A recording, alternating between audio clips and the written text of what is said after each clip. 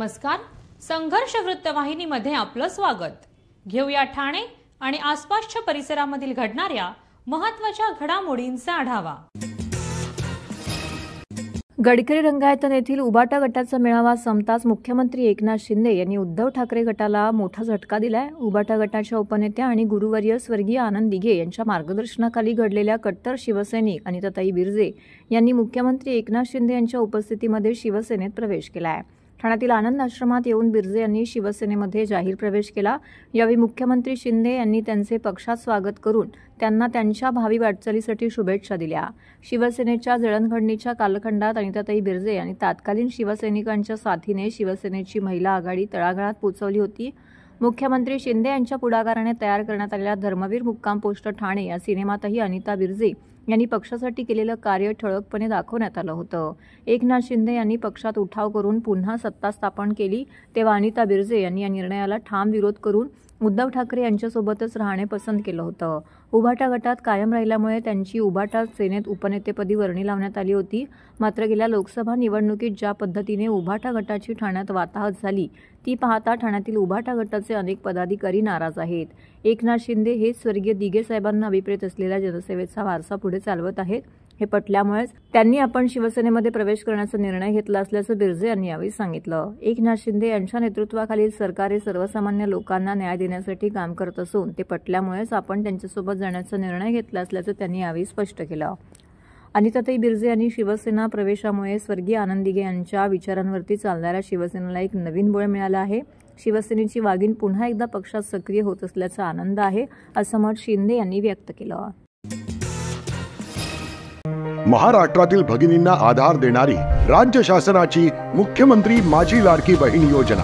या योजनेअंतर्गत अल्प उत्पन्न गटातील 21 ते 65 वयोगटाच्या भगिनींना मिळणार दरमहा 1500 रुपयांची मदत. अर्ज करण्यासाठी 31 ऑगस्ट 2024 पर्यंत मुदतवाढ.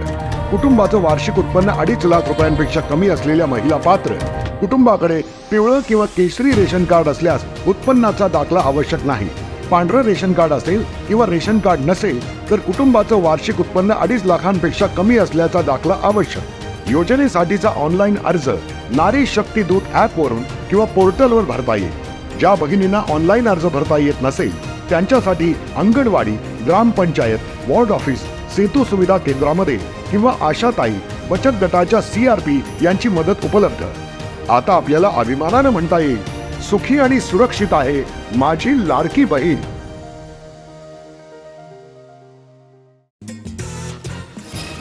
शहरातील विविध प्रकल्पांमुळे बाधित झालेले कुटुंब वर्षानुवर्ष पुनर्वसन न झाल्याने घरापासून वंचित आहेत. आमदार संजय केळकर यांच्या पुढाकाराने आयोजित अधिकाऱ्यांच्या बैठकीत प्रशासनाकडून कृती आराखडा तयार करण्यात येणार असल्याचं निश्चित करण्यात आलं आहे. त्यामुळे या कुटुंबांना घरे मिळण्याचा मार्ग मोकळा झाला आहे. यावेळी स्थावर मालमत्ता विभागाची श्वेतपत्रिका काढण्याची मागणीही केळकर यांनी केली आहे. ठाणे शहरात अनेक प्रकल्पांतर्गत शेकडो कुटुंबाची घरं बाधित झाली असून अनेकांचं पुनर्वसन वर्तकनगर, मानपाडा, राबोडी इत्यादी भागामध्ये रेंटल इमारतींमध्ये पुनर्वसन करण्यात आले आहे. तर शेकडो कुटुंब आजही घरांसाठी वणवण करत आहेत. या कुटुंबांनी अखेर आमदार संजय केळकर यांची भेट घेतली. केळकर यांनी तातडीने शासकीय विश्रामगृहात स्थावर मालमत्ता विभागाचे उपायुक्त मनीष जोशी आणि या कुटुंबियांची बैठक घेतली. यावेळी 24 वर्ष घरापासून वंचित असलेले सॅटिसबाधित 58 कुटुंबे आणि 8 वर्षापासून वणवण करणारी हॅपी व्हॅली येथील 18 कुटुंब तसेच माजी नगरसेवक भरत चव्हाण, स्थावर मालमत्ता विभागातील अन्य अधिकारी आणि कर्मचारी येथे उपस्थित होते.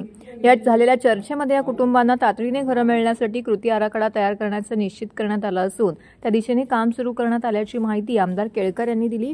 या निर्णयामुळे अनेक वर्ष घरापासून वंचित असलेल्या कुटुंबांची वणवण संपणार असून रहिवाशांनी केळकर यांचे आभार मानले. आज या ठिकाणी हा जो मालमत्ता विभाग आहे त्याच्या सगळ्या अधिकाऱ्यांना घेऊन या शहरामध्ये अनेक पुनर्वसनाची प्रकरणं जी आहेत ती प्रलंबित आहेत.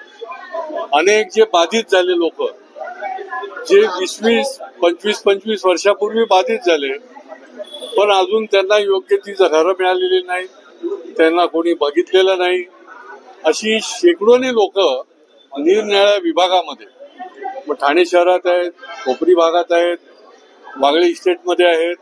तर अशा लोकांना आज या ठिकाणी आपण बोलवलं होतं आणि ते त्यांच्या अक्षरशः चपला झिजून गेल्या पण त्यांचं अजून कुठेही पुनर्वसन झालं नाही. त्यांना साधं पात्र असून देखील पत्र पण मिळालेलं नाही आणि त्याच्यामुळे ही बैठक आम्ही आता आयोजित केली आणि सॅटिस ज्या ठिकाणी सॅटिस झाला त्या सॅटिसच्या खाली जे लोक राहत होते त्या लोक आता 24 वर्ष झाली त्यांना कुठेच काही राहायला मिळालं आणि म्हणून आज उपायुक्त आणि त्यांच्या खात्याच्या सर्व अधिकाऱ्यांना घेऊन आम्ही मीटिंग केली आणि प्रत्येकाचं समाधान होण्याच्या दृष्टीने ठोस असा प्रकारचा ऍक्शन प्लॅन पण बनवलेला आहे आणि त्या ऍक्शन प्लॅनच्या प्रमाणे पुढच्या काळामध्ये कारवाई होणार आहे.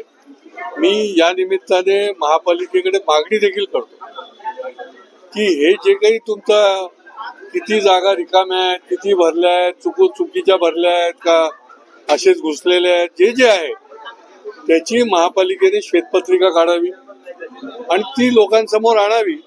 कारण नाही तर विकासाच्या कामामध्ये जे बाधित लोक होणार आहेत ते जागा सोडणार नाहीत.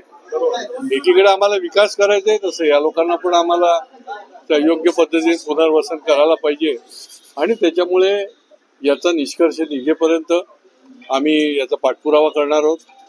ठाणे पूर्वचा आमचे भरत चव्हाण आहेत, त्यांनी या सॅटिसचा विषय बरेच वर्ष चालवलेला आहे, परंतु तो अंतिम टप्प्यामध्ये पूर्ण कसा होईल याच्या दृष्टीने ठोस अशा प्रकारचे आता निर्णय झाले. रेंटलच्या घरं आहेत, मग वर्तकनगरला असेल, मानपाड्याचं तर आता आम्ही चित्र समोर केलं की तिथे नुसता कचरा नाहीये, लिफ्ट पण, लाईट नाही, पाणी नाही, त्या ठिकाणी सिव्हिल वर्क करण्याची गरज आहे, गळती लागलेली आहे.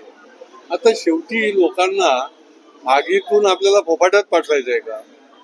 हा नरक यातना किती दिवस त्यांनी सहन करायचा? शेवटी माणसं आहेत, त्यांना किमान ज्या गोष्टी आहेत त्या मिळाल्या पाहिजेत आणि त्याच्यामुळे त्यांनी आता तातडीने आदेश दिलेले आहेत आणि त्या दृष्टीने देखील कार्यवाही सुरू होते. गणेश भक्तांची इको फ्रेंडली गणपतीला पसंती. आपण सर्वजण ज्या सणाची वाट बघतो तो सण म्हणजे गणेशोत्सव. गणेशोत्सव हा हिंदू धर्माचा एक महत्त्वाचा सण आहे. आराध्य दैवत असलेल्या विघ्नहर्ता गणरायाचं आगमन भाद्रपद शुद्ध चतुर्थीस होते. 10 दिवस हा उत्सव सुरू असतो. गेली 4 ते 5 वर्ष गणेश भक्त इको फ्रेंडली गणपतीला प्राधान्य देत आहेत. सरकारने सुद्धा मोठ्या प्रमाणामध्ये होत असलेले प्रदूषण टाळण्यासाठी घरगुती इको फ्रेंड गणपतीला प्राधान्य दिलंय. आता घरगुती गणपतीबरोबरच सार्वजनिक गणेशोत्सव मंडळाचे कार्यकर्ते सुद्धा इको फ्रेंडली गणपतीला प्राधान्य देत आहेत. परंतु सार्वजनिक गणेशोत्सव मंडळात इको फ्रेंडली गणपतीला अजून तरी वेळ आहे. परंतु लवकरच सार्वजनिक गणेशोत्सव मंडळात इको फ्रेंडली गणपती विराजमान झाला असं चित्र दिसेल.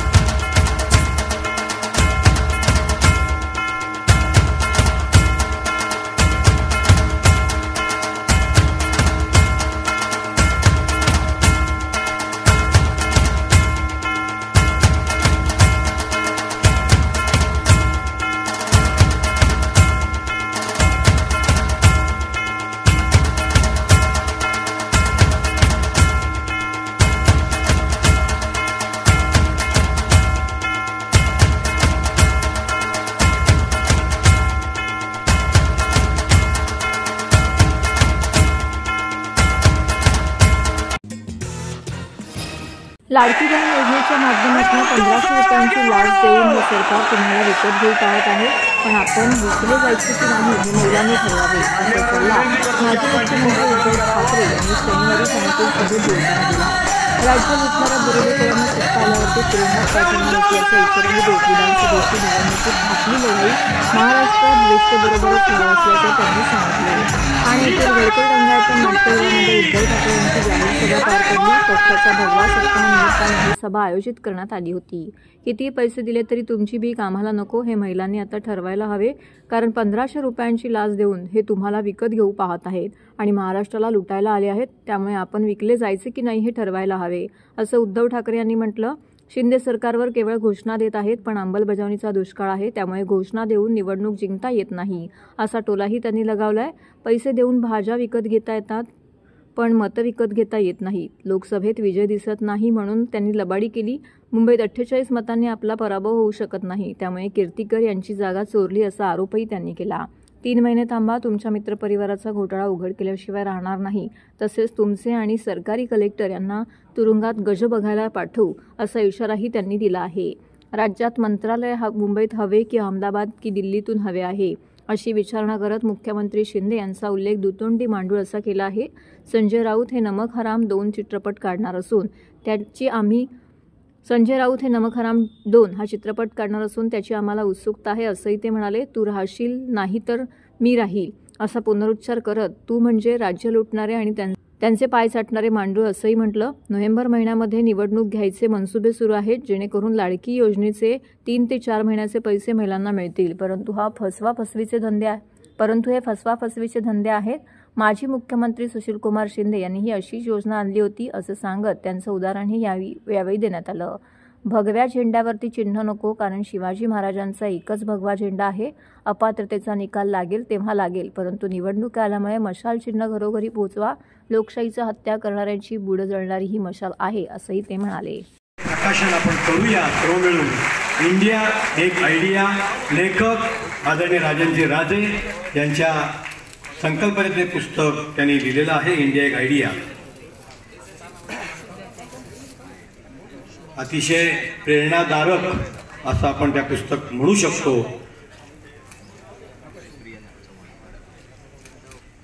आणि या पुस्तकाचं प्रकाशन झालं असं मी जाहीर करतो. पुन्हा एकदा जोरदार टाळ्यामधून आपण सर्वांनी मिळून या पुस्तकाचं प्रकाशन केलं असं मी जाहीर करतो. आणि यानंतर ज्यांचं भाषण ऐकायला आपण उत्सुक आहोत ते नोव्हेंबरमध्ये निवडणूक घ्यायचं गाठते का, तर लाडकी बहीण या योजनेची किमान ऑगस्ट, सप्टेंबर, ऑक्टोबर, नोव्हेंबर म्हणजे 4 हप्ते जर का महिलांच्या हातात गेले तर त्यांचा विश्वास बसेल की हे देतात बुवा, हे देणारी लोक नाहीये. ही अशीच एक योजना सुशीलकुमार शिंदेनी केली होती. एक कधीची 2004 किंवा तेव्हाची निवडणूक असेल मला आठवत नाही. संभाजीनगरमध्ये आपल्या कार्यकर्त्यांचं शिबिर होतं आणि शिवसेना प्रमुख बोलून गेले की माझी म्हणजे शिवसेनेची सत्ता आली तर मी शेतकऱ्यांचा कृषी पंपाचं वीज बिल माफ करून टाकेन. सुशीलकुमार शिंदे बसले होते, आता आपल्या सोबत आहेत. पण त्यांनी काय केलं, मुख्यमंत्री होते, ताबडतोब योजना अंमलात आणली. शेतकऱ्यांना 0 रकमेची बिलं पाठवायला लागले. शेतकरी खुश झाला, हे देत आहेत तर ते कशाला पाहिजे, हेच देत आहेत. परत निवडून दिलं काँग्रेसला. काँग्रेस सत्तेवर आली, सुशीलकुमार शिंदेची विकेट पडली, विलासराव देशमुख आले. आणि विलासराव देशमुख सत्तेवरती येताच क्षणी पुढच्या महिन्यापासून दामदुपटीने बिलं पाठवायला लागले शेतकऱ्यांना. आणि मग जाहिराती आला, बिल भरा नाहीतर तुरुंगात. हे तशी यांची योजना आहे. हे फसवी करायला. आणि तुम्ही किती पैसे दिले तरी मी माझ्या महाराष्ट्राच्या किमतीला महाराष्ट्र विकून मला तुमची भीक नको हे महिलेने ठरवायला पाहिजे. आहे ना, जिजाऊचा महाराष्ट्र आहे, झाशीची राणी मेरी झाशी नाही दूंगी. तसे हे अब्दाली येत आहेत, आपला महाराष्ट्र लुबाडायला येत आहेत. 1500 रुपये लाच देऊन आपला महाराष्ट्र शिवरायाचा महाराष्ट्र ते विकत घेऊ पाहत आहेत. तुमची मुलं बाळ ते बेकार ठेवू इच्छित आहेत. सगळे उद्योगधंदे गुजरातला नेऊ पाहत आहेत, नेता आहेत. तरी सुद्धा आपण 1500 रुपयावरती महाराष्ट्र विकणार आहोत. हा निर्धार आपण केला पाहिजे. ठीक आहे, योजना आहे, लाभ जरूर घ्या, कारण हे तुमचेच पैसे, एकांच्या खिशातले नाही आहेत. हे पैसे तुमचेच आहेत. आता तर आणखीन करतायत. जसं मोदीजी केलं होतं ते रथ पाठवले होते गावागावात, आठवतं ना तुम्हाला? मोदी रथ, मोदी सरकार.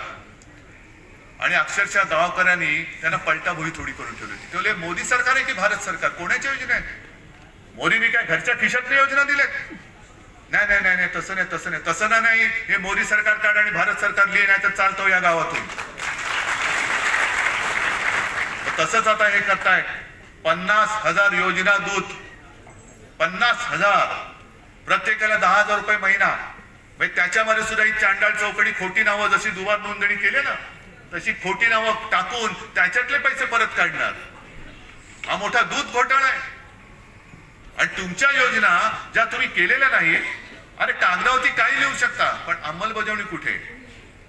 यांचीच माणसं, यांचेच चेले चपाटे, यांचेच कार्यकर्ते, त्यांचे सगळे कुटुंबीय हे त्या दूतांच्या नावांवर घुसवणार आणि त्यांच्या माध्यमातून पैसे काढणार. हे दूत महाराष्ट्रामध्ये फिरता कामा नये. करोडो रुपये उधळत आहेत आणि तरी सुद्धा आम्ही यांची टाळ किटून काय भजनं गायची? ही निवडणूक त्याच्यासाठी आहे. हा भगवा सप्ताह त्याच्यासाठी होता. मला एका गोष्टीचा अभिमान आहे, जी मी एक सूचना दिली होती.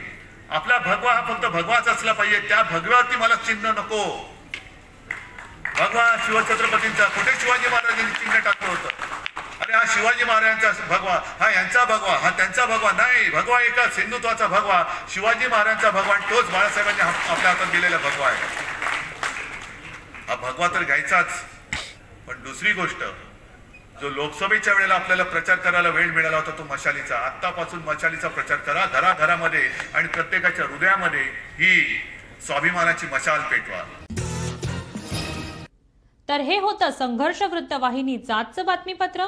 उद्या पुन्हा भेटू याच वेळी याच ठिकाणी ताज्या घडामोडींसह. तोपर्यंत नमस्कार.